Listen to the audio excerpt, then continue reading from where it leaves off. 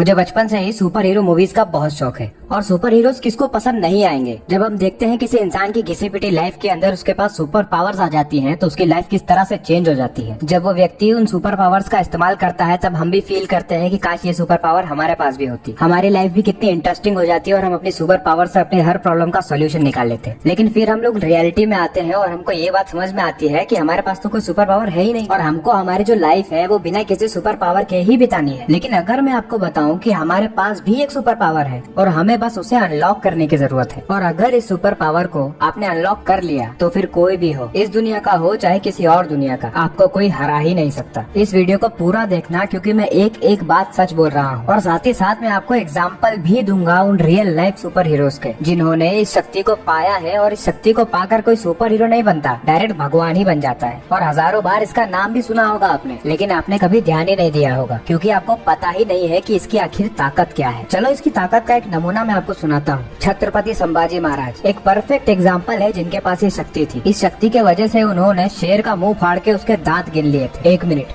मैंने कुत्ता नहीं कहा, ना ही मैंने बिल्ली कहा, मैंने शेर कहा। शेर का मुंह फाड़ के उसके दांत गिन लिए थे। जरा सोचो और दिमाग लगाओ, इतनी शक्ति आई कहाँ से उनके अंदर। हो सकता है आप लोग सोच रहे हो कि उनके शरीर के अंदर इतनी ताकत है कि उन्होंने ऐसा कर दिया। नहीं भाई, यहाँ पे शरीर का कोई रोल नहीं है क्योंकि बड़े बड़े पहलवान होते हैं जिनके सामने अगर कुत्ता भी आ जाए तो उनकी पैंट गीली हो जाती है। यहाँ पर बात कुछ और है। चलो अब आगे सुनो। जब औरंगजेब ने छत्रपति संभाजी महाराज को धोखे से कब्जा कर लिया था तो औरंगजेब बस संभाजी महाराज से अपनी बात मनवाना चाहता था। चलो एक बात बताओ, अगर किसी से तुमको अपनी बात मनवानी हो तो तुम क्या करोगे? पहले कोई लालच दोगे, पैसे दोगे, ना माने तो मजबूर करोगे। साम दाम दंड भेद सब लिपा पोती करने के बाद भी ना माने तो तुम चालू करोगे फिजिकल टॉर्चर करना। तो औरंगजेब ने भी यही किया और ये कोई नॉर्मल फिजिकल टॉर्चर नहीं है। अगर नर्क में भी सजा मिलती होगी ना तो इससे कम दर्दनाक होती होगी। औरंगजेब ने क्या नहीं किया संभाजी महाराज के साथ। आंखें फोड़ दी, चमड़ी निकाल ली, नाखून निकाल लिए और जब जब टॉर्चर करने जाता था हर बार पूछता था कि मेरी बात मानेगा या नहीं। और संभाजी महाराज मुस्कुरा कर कहते थे कि जो करना है कर ले, नहीं मानूंगा। अब जरा सोचो और दिमाग लगाओ कि आखिर ये है कैसी शक्ति जो छत्रपति संभाजी महाराज को हारने ही नहीं दे रही है। आखिर में औरंगजेब ने छत्रपति संभाजी महाराज को बोटी बोटी कटवा कर फेंकवा दिया, लेकिन छत्रपति संभाजी महाराज को वो हरा नहीं पाया। और यही है जिसे कहते हैं मन की शक्ति। और जिस व्यक्ति का मन ताकतवर है उसकी यही पहचान है कि उसके शरीर को कोई हानि जरूर पहुंचा सकता है लेकिन उसको कभी भी कोई हरा नहीं सकता। वो व्यक्ति फिर योद्धा बन जाता है। ये तो चलो मैंने बहुत ही एक्सट्रीम सिचुएशन ली है आपको मन की ताकत बताने के लिए कि इतनी एक्सट्रीम सिचुएशन में भी आपका ताकतवर मन आपको हारने नहीं देगा। आपने जिम जाकर अपने शरीर को बहुत स्ट्रॉन्ग बना के रखा हुआ है, लेकिन अगर आपके सामने से एक खूबसूरत लड़की निकल गई और अगर आप डिप्रेशन में चले गए तो आपका ताकतवर शरीर किसी काम का नहीं है। क्योंकि कुछ ऐसी सिचुएशन है जिसमें आपके शरीर की शक्ति तभी काम आएगी जब आपका मन भी ताकतवर होगा। आप अपने शरीर की शक्ति जिम में तो दिखा दोगे, लेकिन अगर आपके सामने बंदूक लेके एक आतंकवादी आ गया तो आप थर थर कांपने भी लग जाओगे। इसीलिए तो मैंने कहा कि आपका मन आपकी सुपर पावर है, क्योंकि मन एक चूहे को भी शेर बनाता है। शहीद आजम भगत सिंह, उनकी माँ ने जब उनसे पूछा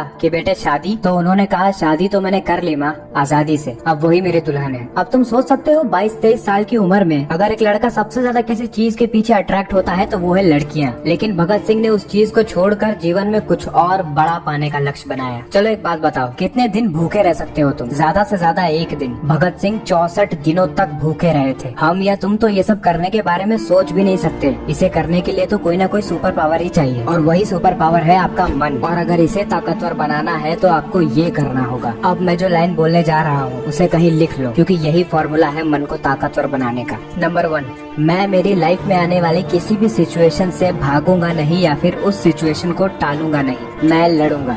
नंबर 2, लाइफ में अगर कभी भी मुझे ऐसा लगेगा कि मैं बहुत ज्यादा डिमोटिवेटेड फील कर रहा हूँ या फिर मुझे बहुत ज्यादा दुख हो रहा है तो मैं कभी भी उससे बचने के लिए नशे की तरफ नहीं जाऊंगा। मैं उस दुख से भी लड़ूंगा और अपने आप को जानने की कोशिश करूंगा। नंबर 3 और सबसे ज्यादा इम्पोर्टेंट, अगर अपने आप को जानने से मेरा दुख खत्म होगा और दुख खत्म होने से मेरा मन ताकतवर बनेगा तो मैं अपने आप को जानूंगा। आजकल जिस तरह से हम लोगों का मन कमजोर हो गया है, इसी तरह से कुरुक्षेत्र में अर्जुन का मन भी कमजोर हो गया था। तब भगवान श्री कृष्ण ने अर्जुन की मदद की थी ये बताने में कि तुम्हारे पास कितनी शक्ति है। तो अगर तुम भी अपने आप को जानना चाहते हो तो श्री कृष्ण के पास जरूर जाना। जब अर्जुन ने अपनी शक्तियों को पहचान लिया तब कुछ ऐसा हुआ, हथियार निकाल दो मेरे, मुझे लड़ने जाना है।